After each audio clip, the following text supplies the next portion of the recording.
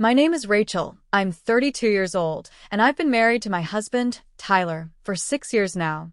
We met in college. He was the quiet guy with the messy hair who always sat at the back of a lecture hall, and I was the girl who couldn't stop talking during group projects. Somehow we clicked. Our lives haven't been perfect, but we've always had each other. That part matters, because when things started to unravel, he was the only person I thought would have my back. I didn't think I'd be left standing alone. Now, let me be real with you. When you marry someone, you don't just marry them, you kind of marry their whole family too. And if you're lucky, they treat you like one of their own. If you're unlucky, well, then you marry into a family like Tyler's. His mom, Patricia, never liked me.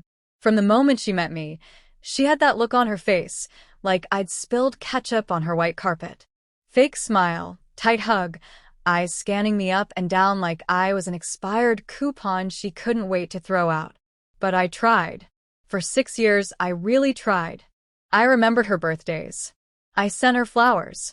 I listened to her talk about her soap operas and old college friends she hadn't spoken to in 30 years. I invited her to dinner.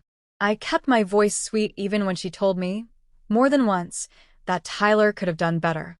And every year, without fail, I planned her birthday dinner. Not Tyler. Not her husband. Me. I booked the restaurant, paid the deposit, chose her favorite cake, even made sure the lighting at the table was flattering enough for her pictures. And every year, she'd thank Tyler for his thoughtful planning, like I was just some assistant he hired. I always smiled and let it slide. Until this year. This year, everything changed. And it all started with a group text message. It was a rainy Tuesday morning, and I was making breakfast, eggs, toast, the usual. Tyler was already at work, and I was scrolling through my phone while sipping coffee when a message popped up in our family group chat. It was from Patricia. Looking forward to seeing you all Saturday at Morton's. It's going to be such a special birthday dinner. Just family. Red heart. I stared at the message. Morton's? I hadn't made a reservation at Morton's. And just family? That's odd. I'm usually the one who plans this. I scrolled up. Nothing. No earlier messages. No heads up. So I replied, "Hey, I didn't know plans had been made. What time should I be there?" And then I waited. 3 minutes. 7 minutes. 12 minutes. Then finally her reply came. "Oh, Rachel, I assume Tyler told you. It's just going to be a small family thing this year. Nothing personal, of course. I just wanted to keep it intimate." Red heart. My stomach dropped. My hands actually went cold. Nothing personal? So, I'm not family? I didn't say anything else in the chat. I just put my phone down and stared out the window, watching the rain run down the glass like tiny rivers. Now here's the thing. I could have swallowed it. I could have told myself it wasn't a big deal. That maybe she just wanted a quiet night with her husband and kids. But I knew better. This wasn't about intimacy. This was about exclusion. This was intentional. Later that day, when Tyler got home, I asked him, "Did you know about Morton's?" He hesitated. And in that tiny moment of silence, everything became crystal clear. "You did," I said quietly. "She just wanted it to be low-key," he mumbled, rubbing the back of his neck. "She thought you might not mind." She thought I might not mind? I didn't yell. I didn't cry. I just stood there, thinking about all the birthdays I planned for her. The time I drove across town in a snowstorm to pick up her favorite wine. The time I remade her birthday cake at midnight because the bakery got the color of the frosting wrong. And now I wasn't even good enough to sit at the table? It wasn't just about dinner. It was about being cut out. I didn't say much after that. I kissed Tyler on the cheek and told him I had work to do. I sat in my office, staring at the wall, thinking. And as I sat there, a new feeling bubbled up in me, something I hadn't felt before when it came to his family. Anger. And then a plan started to form. See, Patricia didn't know that I'd already made the real reservation. I called the restaurant weeks ago, just like I always did. I had the reservation number. I had the confirmation email. I was the one who planned it. And apparently, after I set it up, she took it upon herself to cancel me. So I thought, what if I canceled her right back? Not in the mean, nasty way. in the quiet, polite, revenge served cold kind of way. I opened my laptop, found the confirmation email, and stared at the Manage Reservation button. My finger hovered over the mouse. My heart pounded. Then I clicked it. I changed the reservation name. I canceled the guest list. I added a new note. And then I smiled. But before I tell you exactly what I did, you need to understand the kind of woman Patricia really is. Let me take you back a few years. It was Christmas. Our first one as a married couple. Tyler and I had just moved into our tiny apartment. We didn't have much. A crooked tree, a few hand-me-down decorations, and a dinner table that squeaked every time someone leaned on it. We invited both our families. My parents came, beaming with casseroles and warm hugs. Patricia came with her eyebrows raised and a silver tray of lemon bars that she said didn't need reheating since there wouldn't be an oven big enough here anyway. She walked in, looked around, and said, "Well, it's cozy. I suppose it's charming in its own way." That was her word, charming. She used it like a polite way to call something ugly. But when she saw the photo on the mantel, a wedding picture of Tyler and me, she actually moved it. Just picked it up and set it behind a candle. "Oh," she said with a tight smile. Didn't want it to fall. Every little thing she did was like that. Small, sharp, and just mean enough that if I ever called her out, I'd sound like I was overreacting. But this time, I wasn't going to just sit back. The next few days leading up to the dinner were quiet. Too quiet. Tyler didn't bring it up again. Patricia didn't text me. I went about my week like normal, work, errands, dinner, pretending everything was fine. But I was planning. And the best part? She had no idea. On the morning of her birthday, I even sent her a gift. A lavender-scented spa set with a handwritten note. "Happy birthday, Patricia. I hope you have a truly special night. Rachel." Kindness. Always kindness. That's the part people forget. When you play it smart, kindness makes the perfect mask. That afternoon, Tyler left to go meet them. I stayed behind. Told him I had a headache. He looked guilty, but he didn't argue. I watched him leave from the window, then waited. And waited. And then, right around 7 p.m., my phone rang. It was Patricia. And she was not calling to say thank you for the spa set. I stared at the phone, watching her name blink on the screen like a tiny warning light. Patricia. I didn't answer right away. I let it ring once, twice, 3 times. My heart was pounding in my chest, but I kept my face calm. Then, just before the call would go to voicemail, I picked it up. "Hello," I said sweetly, like I didn't know exactly why she was calling. There was a pause on the other end, just the sound of faint chatter and clinking glasses in the background. And then, "Rachel," she said. Her voice was tight, too calm. "Did you do something to the reservation?"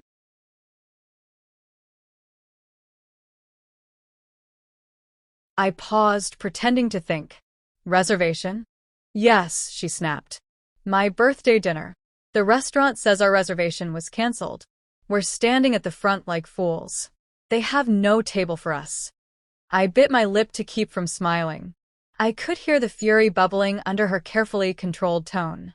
She probably had her hair done, her makeup just right, her fancy pearls on, and now here she was, queen of the evening, stranded at the host stand, looking ridiculous. "Oh," I said, playing innocent. "That's so strange. You must have made a new reservation, right? I assumed when I wasn't invited, you'd set something up separately." "I didn't know you still had control of the original one," she hissed. "Well, yes," I said, my voice sugary. "I made the reservation a month ago, like I do every year. You know how much I love planning your birthday. But then you said it was just for family this year. So, I figured I'd cancel it since I'm not family." There was silence. The kind that feels heavy. I could almost hear her grinding her teeth. "You had no right." I gave a soft little laugh. "Didn't I? I made the reservation. I paid the deposit. You chose to exclude me, remember? I just made sure the rest of your plan matched." Then I hung up. Now, I'm not the kind of person who gets joy from hurting people. But this wasn't just about revenge. It was about standing up for myself. about reminding Patricia that kindness isn't weakness. You can only be walked on for so long before you stand up and say, no more. I curled up on the couch with a bowl of popcorn and turned on a rom-com, trying to distract myself from the adrenaline still rushing through my veins. But every now and then, I found myself grinning. About 20 minutes later, Tyler called. I picked up. "Ratch," he said, voice low. "What the hell happened?" "You know what happened, Tyler," I said calmly. "She cut me out. So I cut the table out." "Okay, but now everyone's mad. My sisters are freaking out. Mom looks like she's about to cry." I raised an eyebrow. "Did they say anything when I got excluded?" He hesitated. "No." "Exactly." Another silence. Then, more softly, he said, "I just wish you'd told me. This is messy." I leaned back on the couch. Sometimes, Tyler, people only pay attention when things get messy. He didn't have anything to say to that. So he just sighed and said he'd talk to me when he got home. When the call ended, my heart thumped with a mix of guilt and satisfaction. It wasn't a clean feeling, it was complicated. I wasn't proud of stooping to that level, but I also wasn't sorry. For the first time in a long time, I felt like I'd stood up for myself. Not with yelling, not with drama, just with action. And that action was working. Because less than an hour later, I got a text. It was from her. "Rachel, we need to talk." I stared at the message. I didn't answer. The next day, things got strange. I woke up to an unexpected knock on the door. When I opened it, I saw Ella, Tyler's older sister, standing there with a confused expression and a Tupperware container in her hands. "Hey," she said. "Can I come in?" I stepped aside, heart thudding. "Sure." She walked in and handed me the container. "Leftover cake. Thought you might want some. It's chocolate mousse." I blinked at her. "Thanks." Ella sat down on the edge of the couch and looked at me like she was trying to figure out a puzzle. "So, you really canceled the dinner?" I nodded slowly. "Yup." She let out a low whistle. "Wow." I mean, dang. We sat in silence for a minute. Then, to my surprise, she chuckled. "I'm not even mad," she said. "Honestly, it was kind of awesome. You should have seen Mom's face. She kept trying to get the manager to fix it, like she was royalty. She couldn't understand that you actually had control the whole time." I raised an eyebrow. "So she told you guys?" "Oh yeah. She blamed you right away. Said you sabotaged her birthday. But honestly," Ella shrugged, "you had a point. What she did was cold. I told her that too." That shocked me. "You did?" Ella nodded. "I mean, come on. You've always been the one holding the family stuff together. It wasn't fair and we all knew it. We just didn't say anything. You doing what you did kind of made everyone finally talk about it." That was unexpected. "But," she added, "just a heads up, Dad's kind of mad. And Mom's acting like you burned down her house." I sighed. "Yeah." I figured. Ella leaned forward. "Just be ready." "She's planning something." "I don't know what, but when she gets embarrassed like that, she doesn't let go easy." I smiled bitterly. "Great." But before she left, she said something that stuck with me. "Don't let this make you bitter, Rachel. You did something bold, yeah. But don't lose the part of you that's kind. That's what made you stand out in the first place." I nodded. It was a weird, bittersweet moment. Like someone offering you a warm coat after pushing you into the snow. After she left, I sat on the couch holding the container of cake, thinking, had I gone too far? Or had I just done what no one else had the guts to do? That night, Tyler came home. He looked exhausted, his shirt wrinkled, and his jaw tight. He walked past me into the kitchen without saying anything. "Hey," I said softly. He turned. "Hey." I talked to Ella. He nodded. "Yeah," she told me. We stood in silence for a moment, like two people waiting to see who'd speak first in a standoff. Then he said something I didn't expect.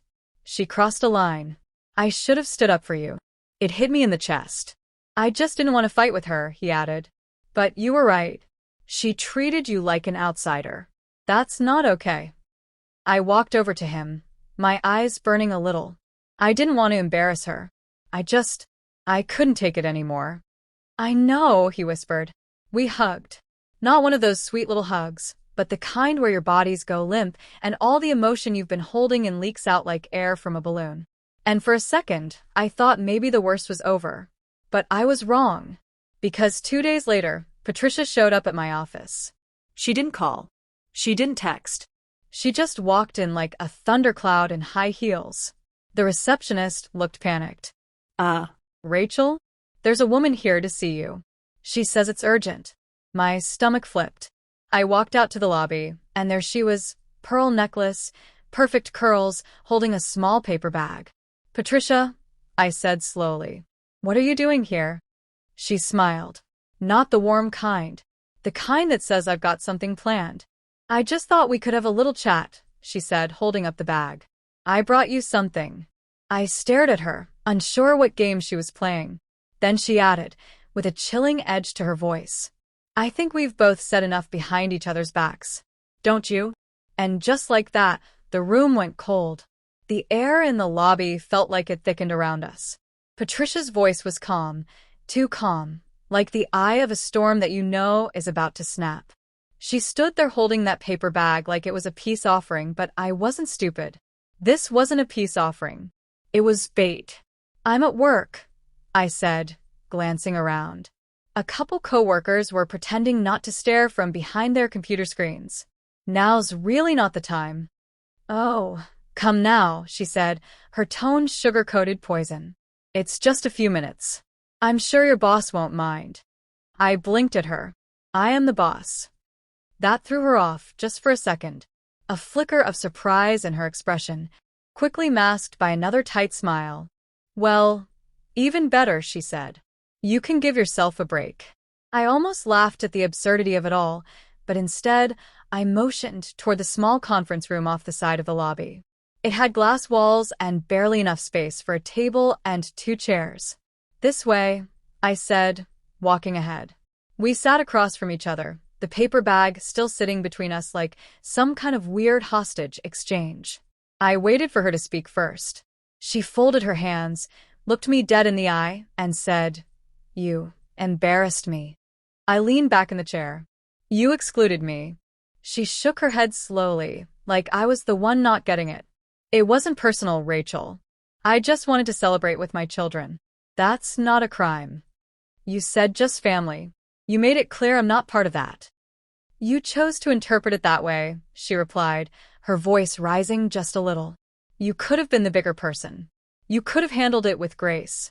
Instead, you humiliated me in front of my family, my friends, and the staff at Morton's. I let the silence hang for a moment. Then I said, I've been handling things with grace for 6 years, Patricia. I've smiled through every insult, every backhanded compliment, every time you credited Tyler for something I did. I planned every one of your birthday dinners. This time, I planned one more for myself. Her nostrils flared, but she reached for the bag. Slowly, she slid it across the table to me. I brought your favorite muffins, she said. Blueberry lemon. From that little bakery you like on 5th. I didn't move. Why? I asked. She tilted her head. To apologize. I blinked. Seriously? I'm not saying what you did was right, she added quickly. But maybe I took things too far. Maybe I've been resistant. About you. About your place in this family. Resistant. What a soft little word for 6 years of cutting looks and colder silences. Still, it wasn't nothing. For her, this was practically a tearful apology. I opened the bag and peeked inside. Sure enough, there were 3 muffins in it, still warm. Thank you, I said cautiously. I appreciate the gesture. She stood up, smoothing down her jacket. Let's not make this any messier than it already is. I think we've both made our points. I nodded slowly. Sure. She turned to leave, but stopped at the door. Oh, she said, not turning around. You should be careful about using family events to make a scene. It makes people talk. You don't want to be known as that kind of wife. And just like that, the frost came back. The door clicked shut behind her. I sat there for a long time, staring at the muffins. What was that? An apology? A veiled threat? A peace offering with a side of poison? Whatever it was, it didn't feel right. That evening, Tyler got home and asked how my day went. She showed up at my office, I said. His eyebrows shot up. Wait, what? She brought muffins. He looked more confused than ever. She what? She said she was apologizing. I explained. Then ended the conversation with a warning about being the kind of wife people talk about. Tyler ran a hand through his hair. Okay, this is getting weird. Getting? I asked, raising an eyebrow. He gave a small smile. Fair. We had dinner, watched a little TV, and things felt almost normal. But that uneasy feeling lingered. Something about the way she'd looked at me. Like she was waiting for her next move. The next day, that move arrived. And it was an extreme one. I was in the middle of a team meeting when my assistant rushed in holding an envelope. Sorry to interrupt, she said, but this just got dropped off by a courier. It's marked urgent. I took the envelope, puzzled, and opened it. Inside was a printed copy of a formal letter. And at the top, in bold letters, it read, Notice of removal from Family Trust Planning Committee. My heart stopped. The Trust Planning Committee was something Tyler's dad had created, a family fund meant to help the younger generations, managed by a board that included me, Tyler, his sisters, and Patricia. It wasn't about money, really, it was about belonging, having a voice in the family, being included. The letter stated that due to increasing concerns regarding recent behavior and actions, my position on the committee was being revoked effective immediately. It was signed by Patricia. Only Patricia. No warning. No vote. No discussion. Just gone. I stared at the paper like it might dissolve if I looked hard enough. That woman had just declared war. I went home early that day. I didn't even tell Tyler until he walked in the door. Hey, I said, holding up the letter. You want to explain this? He read it once. Then again. She can't do this. It's not even legal. This is supposed to be a family vote. Well, I said, my voice shaking, your mom just decided I'm no longer family. In writing. He put the paper down, his eyes burning with something between anger and disbelief. I'll talk to my dad. This isn't right. I don't care about the committee, Tyler, I said. I care about what this means. This is her way of saying I'm out. Completely. He nodded slowly. She's escalating. She's not going to stop. I looked him dead in the eye. Neither am I. He flinched. Ratch. No, I said firmly. I played nice. I played smart. But this? She wants a war? She's got one. I walked to the kitchen, grabbed my laptop, and opened a folder I hadn't touched in months. It was full of screenshots, texts, emails, social media comments. Every dig, every insult, every passive-aggressive jab Patricia had sent me over the years. I wasn't saving them out of spite. I was saving them in case I ever needed proof. Turns out I did. Tyler watched me quietly. What are you going to do? He asked. I looked up at him, eyes burning. I'm going to show your mom what it really means to be excluded. Because the next move wasn't just about a dinner table. It was about everything. And this time, I wasn't pulling punches. I didn't sleep that night. My mind was spinning, replaying everything Patricia had said, everything she'd done, and that cold, clinical letter she had dropped at my workplace like a bomb wrapped in ribbon. Something had snapped in me, something I couldn't just tuck away anymore. I had tried kindness. I had tried silence. Now I was done. By sunrise, I had a plan. I brewed a strong cup of coffee, sat at the kitchen table, and opened my laptop again. The folder labeled "Just in Case" stared back at me like a treasure chest full of pain. But this time, I wasn't afraid to open it. I knew exactly what I was going to do. I didn't want revenge for revenge's sake. I wanted the truth out there. Patricia had spent years curating this image of herself, gracious matriarch, community leader, perfect hostess.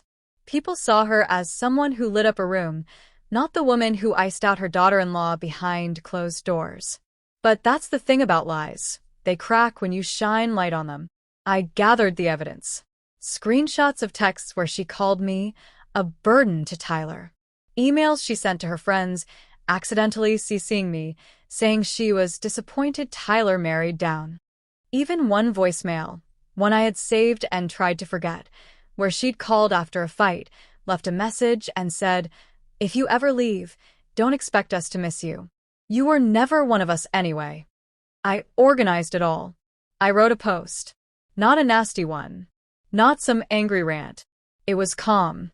Honest. Measured. I titled it, "What Happens When Your Family Until You Say No."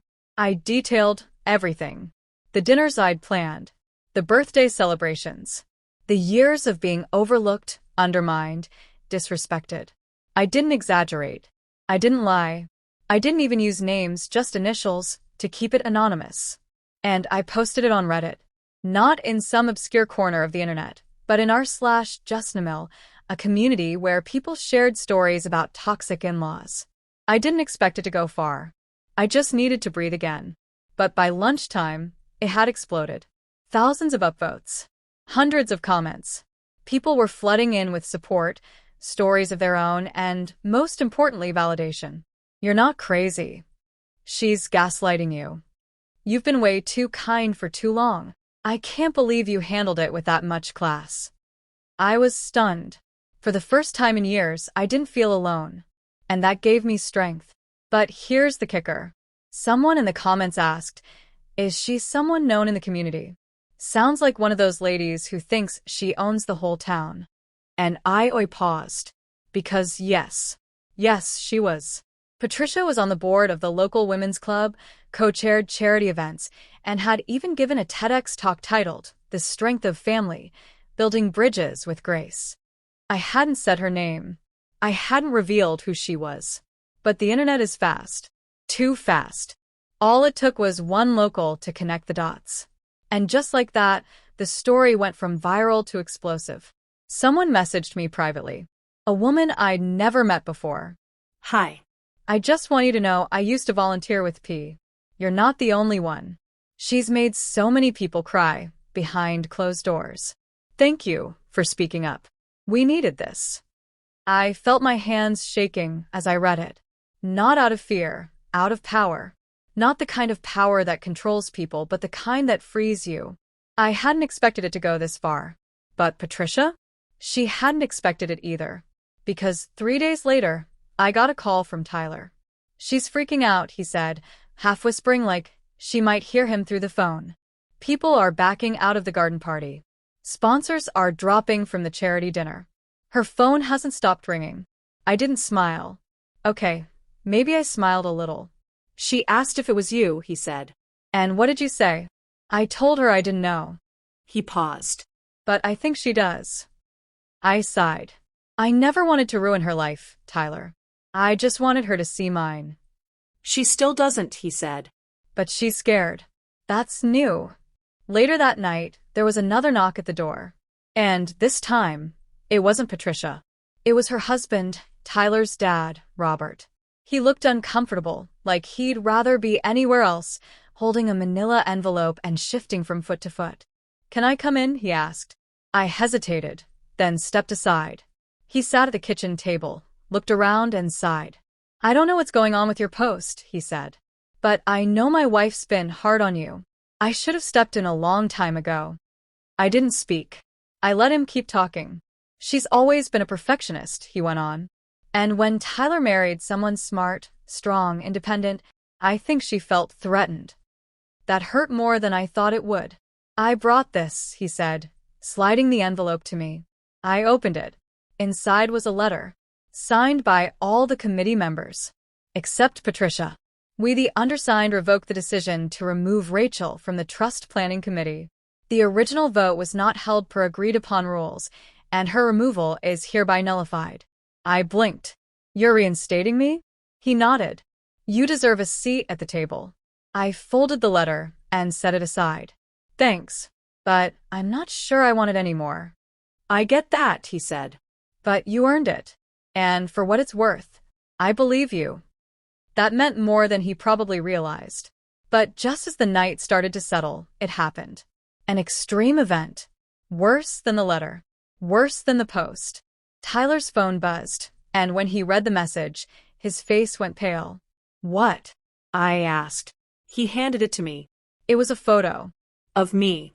Leaving my office. Captioned, "The face of the woman tearing down a family. Hope it was worth it." Posted on Facebook. By Patricia. I stared at the screen in disbelief. She had gone public. She had declared full-on war. And the battle lines were drawn. The post was public. Her profile was open.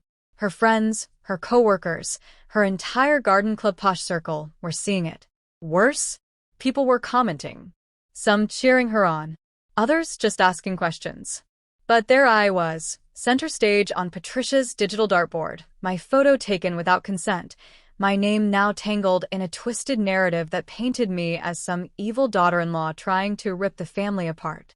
She didn't tag me, but the message was loud and clear. She's coming for me now. I scrolled through the comments, my heart pounding in my chest. Oh no, Patricia, what happened? Sending love, I hope you're okay. You don't deserve this. Families should lift each other up, not destroy each other. I wanted to scream, to reply to every person, paste screenshots and receipts right there in the comment section. But I didn't. Because the truth? This wasn't about a Facebook fight. This was about principle. Tyler stood behind me, reading the post over my shoulder. She posted your picture, he said slowly, his voice tight with anger. She's spiraling, I whispered. She's trying to turn the court of public opinion. He nodded. I'll talk to her. No, I said firmly. This isn't your battle anymore, Tyler. Not alone. If I let you fight it for me, she'll just keep seeing me as weak. This is mine now. So I did what I never thought I'd do. I made a Facebook post of my own. No names. No insults. Just a short, honest message. When people can't control your boundaries, they try to control your narrative. For years, I stayed silent about the way I was treated behind closed doors, left out, dismissed, erased. But I believe kindness is not weakness. And standing up for yourself is not cruelty. I won't post receipts. I don't need to shout. But I will protect my peace. To anyone who's been made to feel like they're not family enough, not quiet enough, not grateful enough, you're not alone. Then I logged off. I didn't want to see the comments. I didn't want to refresh or check shares. I just wanted to breathe. But by morning, my inbox was full. Friends, coworkers, even women I hadn't spoken to in years. Messages like, I read your post. It made me cry. Thank you. I've been through the same thing with my in-laws. You gave me courage. Don't let her win. You're doing the right thing. The support was overwhelming. But so was the next extreme event. Because Patricia didn't back down. She escalated. She filed a cease and desist. Not through a lawyer. No, she downloaded a fake legal template online, filled it out herself, and mailed it to my workplace and my house. The document demanded I cease all defamatory public speech, take down my Reddit post, delete my Facebook message, and issue a public apology to her. Or what? Or face legal consequences, she wrote. Tyler found the envelope on the porch and walked in with it like he'd picked up a flaming bag of trash. This is ridiculous, he muttered. She can't do this. She's bluffing, I said, flipping through the poorly formatted pages. There's no lawyer name, no firm. She literally used a free PDF generator. She's lost it. She's desperate, I corrected. She knows she's losing control. I could have ignored it, thrown it away, but something about it crossed a new line.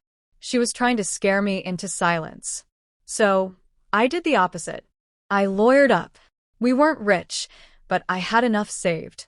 And this wasn't just about drama anymore, it was about boundaries. My lawyer, Dana, was amazing. Calm, sharp, and absolutely unshakable. This isn't a real cease and desist, she said after reviewing it. But what she did, sending this to your employer, that could be considered workplace harassment. You have a case. That stunned me. A real case. Dana nodded. Absolutely. If she wants to escalate this, we can go there. But I'll also send her an actual, legally binding notice. This time, she can cease and desist. or she'll find herself on the receiving end of a harassment claim. And that was the first time in weeks I truly exhaled. Dana sent the letter. It was firm, professional, and delivered with signature required. Patricia received it. We know because the next day she went silent. No calls, no texts, no cryptic posts, just nothing. And for a few blissful days, the world was quiet. Tyler and I started to feel normal again. We had dinner with his youngest sister, who apologized, really apologized, for not speaking up sooner. I always thought Mom would come around, she said. I didn't realize she'd double down instead. Even Ella invited me out for coffee, and we laughed for the first time in forever. I kinda wish you'd canceled her birthday years ago, she joked. It woke the whole family up. But silence doesn't mean surrender. Not with Patricia. Because just as we were settling into peace, another envelope arrived. Certified. This time from her attorney. A real one. It wasn't about suing. It wasn't a demand for money. It was a settlement offer. The document proposed that I agree to the following. Permanently delete all social media posts and Reddit threads related to her. Never speak publicly about her again in any format, online, interviews, or print. Agree to a mutual, non-disparagement agreement between us. In exchange, I'd be offered a $10,000 payout. I stared at the letter like it was written in another language. She's trying to pay you off, Dana said. She knows the damage is done. This is hush money. I looked at Tyler, who sat across from me, silent. Then I asked the question I never thought I'd ask. Do I take it? Dana leaned forward. That's up to you. If you want peace, this will make her disappear. But it's not justice. It's silence. Tyler looked me in the eye. You don't owe her your silence. And I knew my answer. I pushed the envelope away. No deal. Because this wasn't just about me anymore. This was about every woman who'd been made to feel small, every spouse who'd been forced to stay silent for the sake of keeping the peace, every person who'd been told they were too sensitive, too dramatic, not enough. I didn't take the money. I didn't sign the paper. I didn't erase my voice. Instead, I sat down and wrote a second Reddit post. One that started with, "Update, she tried to pay me to be quiet. I said no." And it ended with, "Kindness isn't weakness. Silence isn't peace." I stood up for myself and for anyone who's ever been shut out of their own family's table. And this time, revenge was sweet. Because I canceled the dinner. And I reclaimed my seat.